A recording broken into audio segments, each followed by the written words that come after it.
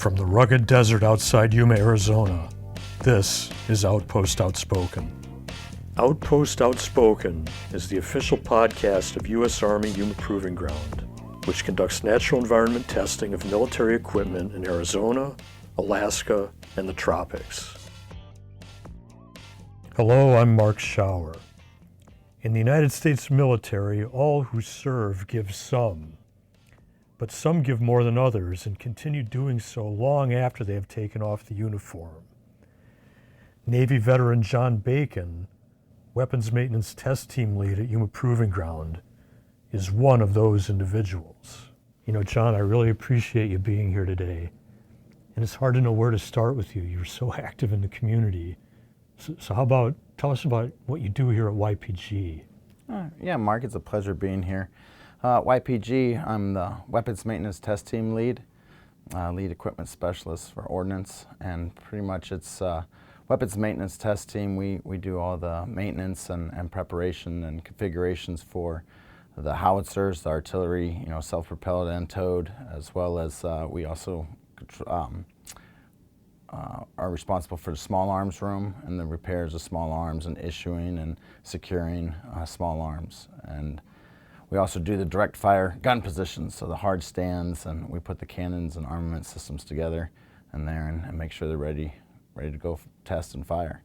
So we do a lot of different things. We have highly skilled, diverse specialists in our shop that we could be working on anything from a Paladin to a 119 to going out on the range and fixing something at any time. We work on the antiquated howitzers as well as current, prototype, foreign.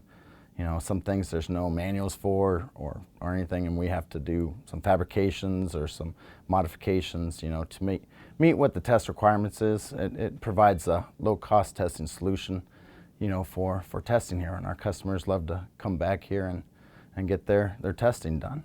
You're a Navy veteran. Yes, yeah. And after you served in the Navy, you've kept up community involvement, things related to the Navy, like the thing that comes to my mind, you were commander of the Sea Cadets, and helped get them off the ground locally too, didn't you? Yes, so I was one of the founding members of the Naval Sea Cadet Corps in Yuma, and I started off as the training officer, operations officer, and then about 3 months in, I became the executive officer of the unit. And we had a gentleman that was out of Phoenix that was helping start. He was part of the Sea Cadets, and he was our commander at that time.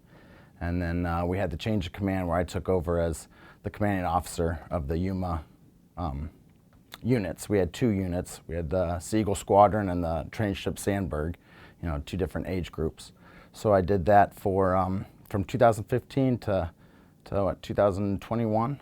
I was heavily involved, and we went away and did all kinds of trainings. We did boot camps because they actually go to 2-week boot camps. And so I started off doing drill instructor at those, and then I went to as an executive officer at some boot camps, and then Petty Officer Leadership Academy I was the executive officer for, as well as other multiple trainings. I put together a national training here in Yuma, brought cadets from all over the United States for scuba diving in Yuma, believe it or not. We had cadets from Florida, Boston, Washington, all over the United States come down to Yuma, and MCAS let us use the barracks and training spaces. AWC let us use the classroom. The Yuma Scuba Shack was the instructor and had all the materials. We spent a couple days on North Island, and we went and they did their final dive quals in Mission Bay and got certified, PADI certified. So all those cadets did that. We did that for a couple of years before I ended up retiring as the commander. And that was a lot of personal time you had to devote to that. Well, every Christmas time and every summer. So every winter and summers when they do their advanced trainings, it's called, and they're 2 weeks. And so every winter, every summer, I'd take my 2 weeks of leave and I'd go be, like I said, I was a drill instructor. I was executive officer for programs. I did the scuba diving. So that, yes, I would take my personal leave and I would go and do those trainings with the cadets for those years. I mean, that's an amazing experience for these cadets who are between 11 and 18. Yeah, 10 to 18, yes. And it is. I've got great stories of local children in the community, the youth, and and things that they've done. And we've got cadets that use that scuba diving, and now they're deep sea underwater divers, making decent money. I've got a lot of cadets that have went in the military, either Marine Corps, Army, Navy. My son is currently in boot camp right now. He's in his going on to his 7th week. He's got a little bit, about 4.5 weeks left. Wow, that's amazing, John. Yes. Man. Now, you were a Patriot Guard rider for some years, and these days you're with the Combat Vets Motorcycle Association. Yes. And I see you at local ceremonies in that capacity. What do you do? Well, yeah, you're right. I was with the Patriot Guard Riders from 2008 till we took off with the Sea Cadets until about 2015, 2016. I was a road captain with them. And now I'm a member of the Combat Vets Motorcycle Association. And it's basically a group of combat veterans that we all have the same interests in motorcycles and riding. But our biggest thing is supporting veterans. So it's like our motto, vets helping vets. So we do a lot of fundraising and riding to help veterans, whether it's with finding a place to eat or homeless needing food, or someone needing to get medical attention or treatment, or a veteran not knowing where to go. You know, we can get the resources and help, you know, them go down the road. John, thanks so much for visiting with us today. Oh, it's great seeing you again, Mark, and I appreciate the time to come see you and talk for a little bit.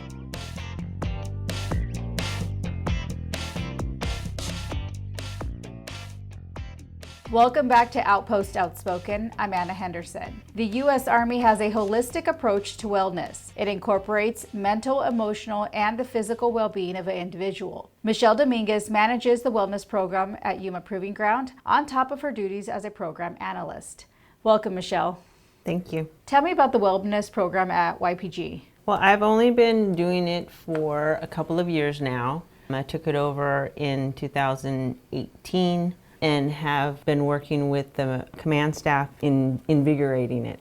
Tell me some of the things that you do. I know that you have a lot of education, outreach, and then you have some fun competitions. Yeah, our fun competitions are what really gets people moving, like the step challenge. That everybody seems to love the step challenge. I do try to get them to think about what they're putting in their mouth. So we did a eating for your blood type and a veggie and fruit challenge. I also try to get them moving other than the step challenge, you know, because of the heat and everything. We did an epic 5s for 5 minutes. They can do a epic exercise. And we also did the hydration and REM sleep, which I got the most kickback from. A lot of people tell me, I don't sleep that much, Michele. I was like, yeah, that's the whole reason why. You need to sleep better. And we did a Beat the Yeast, which actually educated people on how much yeast they're taking in on a regular basis. As far as our fun stuff, you know, other activities, MWR does, we can collaborate with MWR, and they're the ones that do the runs on a monthly basis. And we also collaborate with Fort Irwin, who gives us classes on Teams. Right, I've taken some of those Teams classes, and it's convenient because they're not very long. You can do them on your lunch break, and now you can use some of your employee fitness program time, which we'll talk about in a second. You make it convenient. I remember one of your challenges was like working out at your desk type challenge. So I like that you really think outside of the box and just give a variety of opportunities for people, that it doesn't all have to mean hardcore gym workouts. But speaking of going to the gym, there's the employee fitness program that's available to civilian employees. I am a member. My coworkers are members. We really enjoy it. Can you describe what that is for those who do not know? Okay, well, it started off, and I'm glad that they reinvigorated it. They actually took away the 6 one and done. So now we can do it for the rest of our career, which makes it even more exciting. I wish more people would participate because we have, I think we only have like 50 people in the program as of right now. I would really like to see that increase. Kudos to those who are involved, and I still get people keep asking me, hey, can I still join the program? And yes. Just to give a brief explanation of what it is, employees can sign up at any time, there's no deadlines, and they get 3 hours a week to do a physical activity. Correct. Or take a class. Perfect. The classes that you had mentioned that you give, they can use that time. Right. The MWR runs. Right. I did read over that SOP, and one of my coworkers asked, oh, can we go golfing? I think that's on the no-no list. That's on the no-no list. So is softball. Softball's on the no-no list. But things such as, working at the gym, walking, maybe playing basketball at the fitness center. And it's all things that can be done here at YPG because we have the 3 little fitness centers. Correct. And don't forget the swimming pool. You got to enjoy the swimming pool. We do have upcoming events in regards to that as well. So keep us in mind when you want to get moving, or eat better, just keep us in mind. The position of a wellness manager is a collateral duty for you. Can you tell me just how you got involved and why you do it? How I got involved is I volunteered. The previous person was leaving and I asked my supervisor if I could take it over and she said yes. I personally have been involved in wellness since, dare I say, 1988. I was an aerobics instructor at Holiday Health Spa in California. I need pictures of that. No. And then when I went into the military, somebody told my drill sergeant in AIT that I had taught aerobics. So I taught the aerobics, one class at my AIT. And then when I was stationed in Korea, I became an aerobics instructor and certified with the Army as an aerobics instructor. After I got married, we went to Texas and I was going to college and I wanted some kind of part-time job to do, and I worked for the hospital there as a aerobics instructor for senior aerobic. And then I did personal training to individuals that would, hey, I'm having issues with this, and then I would personal train them. And one of the ladies that I worked with was a classmate of mine, and to this day, she has stayed well, stayed fit. That's what I encourage people to do. It. This is a lifetime thing. It's not it's temporary. And for you, it seems like it's been a lifestyle. It's been part of your life. Oh yeah, all the time. Since the 80s. Yeah, since the 80s. Yeah, and that's why whenever new diets or trends come around, I do read up about them, and I see, is it sustainable? Not only for me, but for other people like in my life that I can I see so-and-so doing this, and I was like, can I see me doing this for the rest of my life? Right. Not just for a month, for 2 months, no. For the rest of my life, is this something sustainable? We are gonna have an upcoming challenge. It's gonna be called the Slim Challenge. So I'm working with the director of MWR to implement a slim menu to support our challenge. And so she's currently working on that right now. So this is coming soon. I think overall it's gonna benefit people who are not even in the fitness program, but they just want that overall wellness. Yes, and we're looking to add fruit and some other things, more greens, not necessarily maybe a green smoothie kind of thing, not just a fruit smoothies.